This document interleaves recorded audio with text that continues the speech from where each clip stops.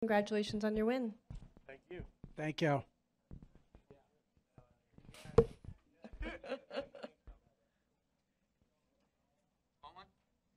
Okay.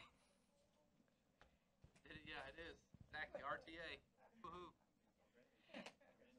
And with that, we're joined in the media center by our race winner, Kyle Busch, driver of the number 18 M&M's red, white, and blue Toyota. Kyle, as you undo your shoes there, the stat says it all. The only driver in NASCAR to win at every track he's raced on.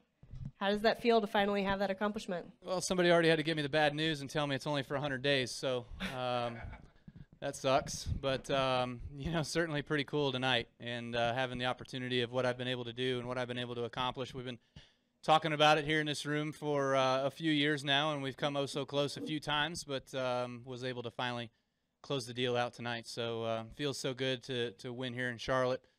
It's everybody's backyard, they always say, and we live just down the road, so it's so cool to spend a couple weeks at home and to have the family here. And Brexton's birthday, I missed my opportunity. I missed the opportunity to win on his birthday in the truck race last week, so hopefully this repays him a little bit for that. He was pretty jacked in victory lane, so I don't think he cared.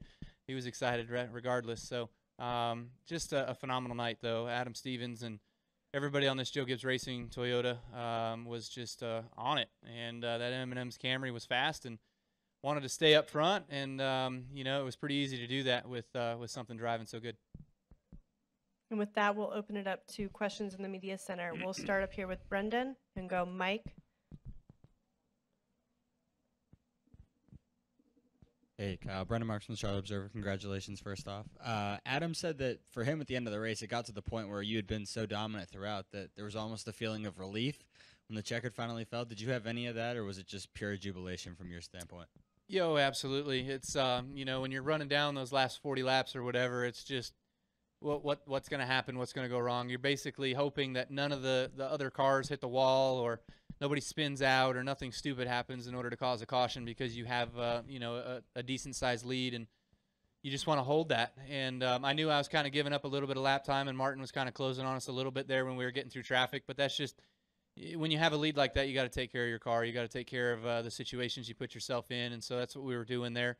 Our car was phenomenal all night long. We just didn't want to force any issues there with it late in the going, and if there was anything that kind of would cause a late dash for cash, if you will, that we were ready to go for it. Come up here with Mike Neff. Mike Neff from frontstretch.com. Kyle, Adam mentioned it earlier when he was in here that you're one of the best, if not the best, at searching around and finding grip. And sometimes you'll do it just to see what's there for the future. I noticed early on in the race, it seemed like you waited for other people to go up and really try the PJ1 stuff. Was that something that you learned in the truck racing and the Busch race, that they would go up and test it, or you already knew how long it took before it would come in once guys got up there? No, I mean, basically, I knew it was faster. I knew my car was going to like it up there. I just would let them kind of go to it first and make them force my hand to have to run lap time. It was worth 2.5 tenths to go up there. So if we didn't have to run up there, then I wasn't going to show everybody it was faster to run up there. But when they started picking up a little bit of speed, I'd go up there for about 5 to 10 laps and build my cushion back out because we were so fast. And then I'd come back out of it and get back down, because if you ran out of it, it would change your handling characteristics. And if you ran in it, it would change your handling characteristics. So you kind of had to play with it and bide your time and, use that as a strategic part of the race.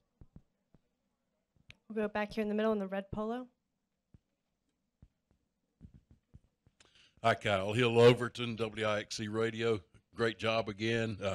You've won 4 races this year on 4 different tracks. Would it be fair to say that the car you had tonight was the best car you've had at any of the tracks this year? I tell you what, I don't know that I've ever had a car that good at Charlotte or in other places. I don't know. It goes up against one of my Brickyard cars. It was just so good at the Brickyard a few years ago, but tonight was really, really awesome. I could pretty much go anywhere I wanted. I mean, that thing was so racy. I'd just go to the middle. I'd go to the bottom. I would just run wherever I wanted to, and it was good and gripped up and felt really, really strong and comfortable wherever I needed to go. Come over here to Jerry Jordan. Jerry Jordan, King on the Tires.net and Performance Racing Network. you mentioned the 100 days. Well, you've got 2 wins at Sonoma and 2 wins at Watkins Glen, I believe. You really worried about the race here at the Roval? I think you might be able to pull that one off. It'd be nice to come out here and be one and done and win the Roval race. It is I don't know if it's still a points win at Charlotte. I don't know.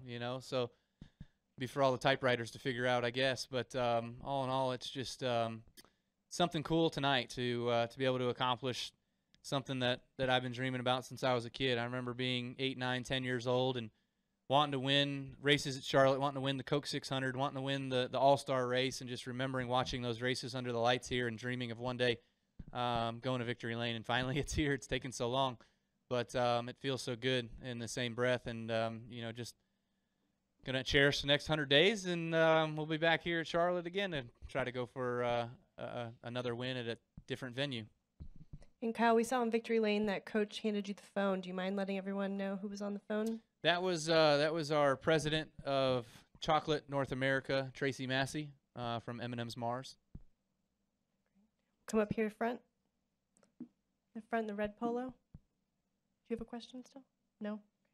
We'll go up to the press box for our first question up there. Kyle, there was a lot of interference. Most teams have reported interference during the radios during the fourth stage. I was just wondering, it seemed like that box had interference with your radio. Was that something that you experienced, and was that a headache for you? Yeah, we did. We experienced some interference. It was like a phone call, like somebody would key up the radio and it would dial a number and then it would go away. I don't know what that was all about. We had it for about 1 or 2 laps in the third stage, and then we had it for about 8 laps in the final stage. And finally, I just had to shut that radio off and then figure out where my backup was and get it turned on. That was the first time I've probably ever turned on my backup radio, so I was searching for it, trying to find it. And, it's not so bright inside our cockpit, so it's kind of hard to see with everything being black. But got it handled and was able to soldier on the rest of the day. And we'll go in the back, Peter. Peter Strada, TSJ Sports. Kyle, have you ever had a Cup Series race go this perfectly from beginning to end? I would say, yeah. I think the Brickyard one of those years. We started up front, maybe not on pole, but we got to the lead pretty early, and then every pit stop we just kind of led the rest of the day.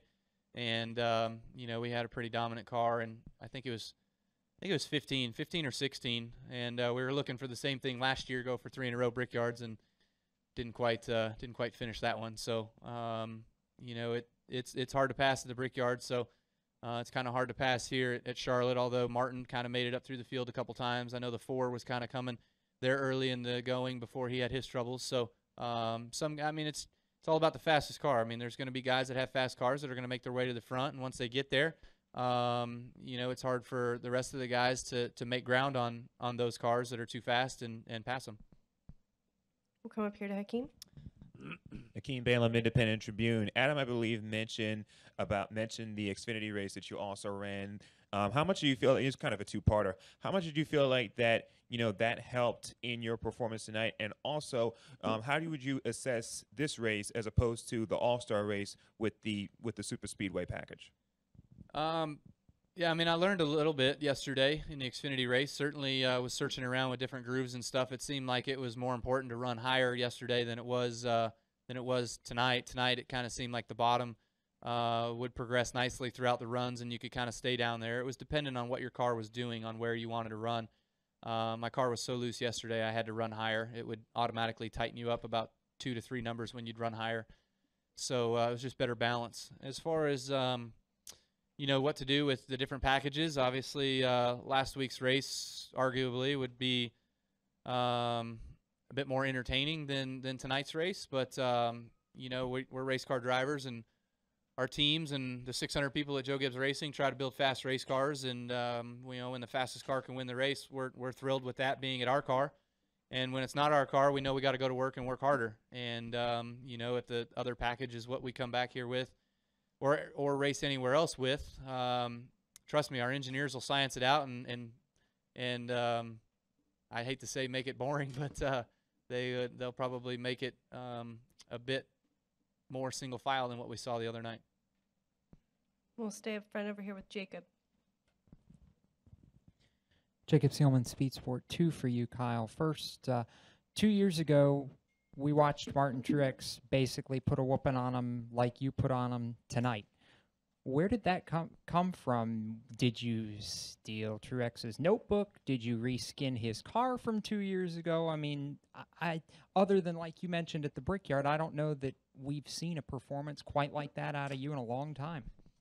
Yeah, I don't remember that dominant for that long in a while. You know, it certainly feels good. You know, we were always scratching our heads and trying to figure out how the 78 could do it, and now it's nice that the 18 can do it. The house car did it, you know. So I think that was something to pat all of ourselves on the back with at Joe Gibbs Racing for sure, and to see ourselves be able to go out there and have a night like we had tonight. So feels really, really good, and everybody should be thrilled and cherish this one for a while. After getting beat the way you did last year, after the way a couple of the other races went the last 2 weeks, was there extra motivation to come out here and just put it to them the way you did? No, I wouldn't say there's extra motivation. You know, I think, are you talking about losing at Homestead?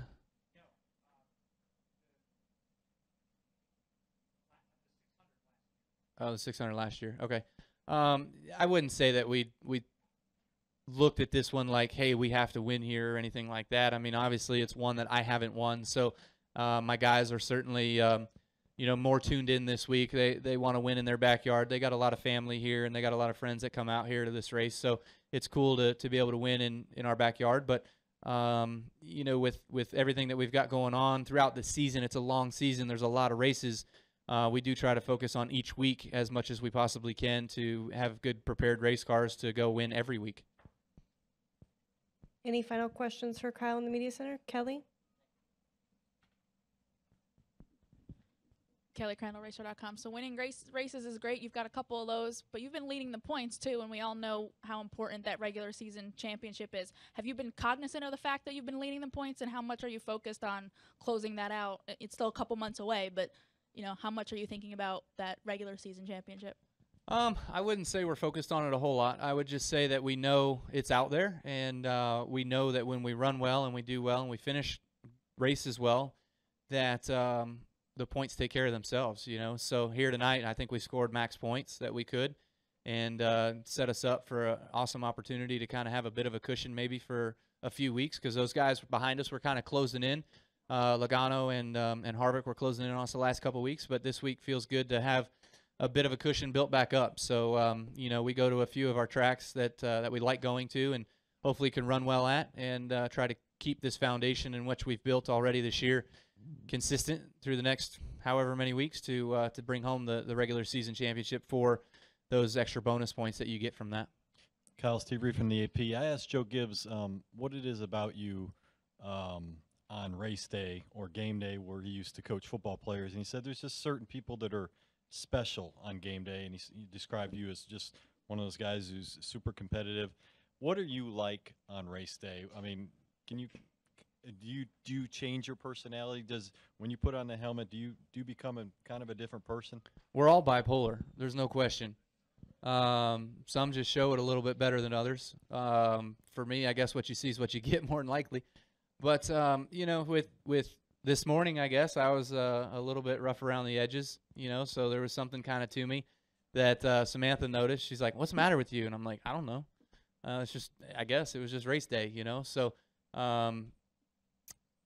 besides that, you know, just doing your hospitality runs and doing appearances and things like that, and having people chase you all over, and then 10,000 people being out on the racetrack before the race starts,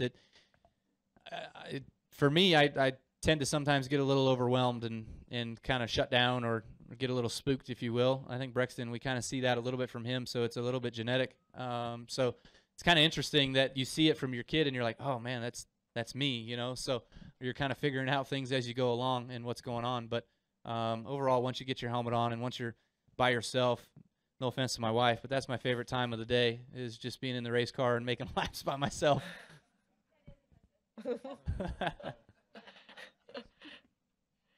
We'll wrap right up. That's right why here she with doesn't have a radio that talks. Hey, Mike Massey, frontstretch.com. First off, congrats on the accomplishment. Thanks.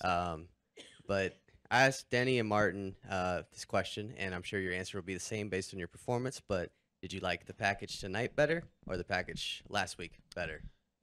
Like I said before, I mean, if the package that we had last week is going to be the package, we're all going to go to work and we're going to figure out how to screw it up. So, you know, it's just a fact of the matter. Our engineers are way too smart. They're going to make cars faster, and the faster cars are going to outperform the slower cars, you know. So I liked this package better because it was more into the driver's hands. Good drivers will show up. Good cars will show up. And you'll have talent that actually comes through. Last week I felt like I was racing with my four-ways on, and any chance there was going to be a crash, and certainly there was, and we were in the middle of it because anybody can do it. You just hold the pedal to the floor and steer it around the racetrack. It's not that hard, you know. I think there's more luck involved in those races than skill, and I'd much rather race races that have skill involved. All right. Thank you so much, Kyle, for your time, and All right, congratulations thanks. on your win.